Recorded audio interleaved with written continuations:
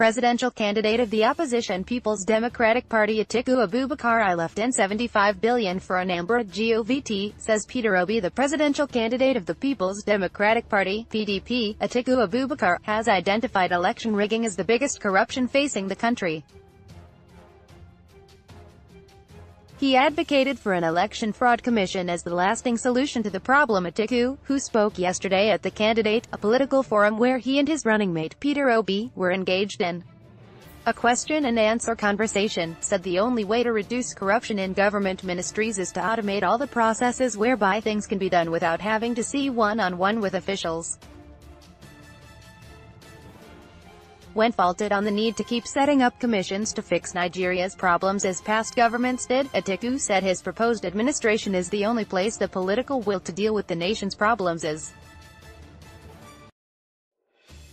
He revealed that he once had to lend the Economic and Financial Crimes Commission (EFCC) money totaling $300 million from the proceeds of privatization when the then newly formed agency could not take off because there was no money with which it could do so.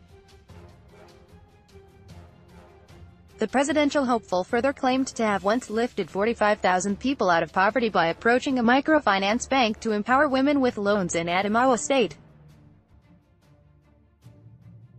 He said the only way to lift people up from penury is to make women financially independent. Atiku gave premium to asking corrupt officials to return their stolen loots, then prosecuting them as a way to set a moral standard. Asked if giving corrupt people amnesty so they can bring their stolen funds back to the country is an effective way of fighting corruption, he said he subscribed to the idea so that the money could be used to develop the country. During the program aired on the Nigerian Television Authority (NTA) and anchored by Kadari Ahmed, Atiku promised to reform the judicial sector and to sponsor enabling legislation that will speed up crime investigation and prosecution, if elected. According to him, the reform would shorten the period of investigation by investigative agencies. This is a country that is governed by rule of law, and you can only use the rule of law to approach issues. Investigative agencies must have a time limit within which to investigate, prosecute and dispense justice. He argued that if other countries are able to achieve the feat, Nigeria should be able to do the same. We are not going to give them statute of limitations, because sometimes in this era of technology, what financial investigation will not be able to do within a specified reasonable period of time, will be done with technology. When asked about existing cases, Atiku said there would be need for dialogue.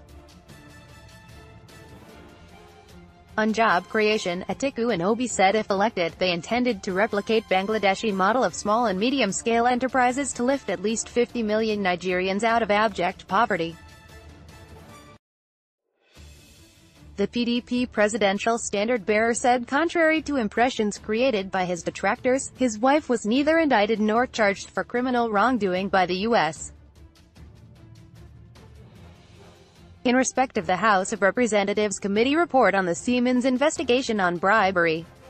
According to him, the negative comments by his former principal, Chief Olusegun Obasanjo, about his qualification for the office of president have been overtaken by the fact that not only has he been the most investigated politician in the country, but also for the fact that the same Obasanjo has announced him as the most qualified for the office. Obi said he left office with $75 billion left in the coffers of Anambra State as a way to prove that he did not misuse the state's fund when he was the governor. He revealed that their plan to lift Nigerians out of poverty would be unique because their economic plan is going to be private sector driven. That is the only plan that is obtained.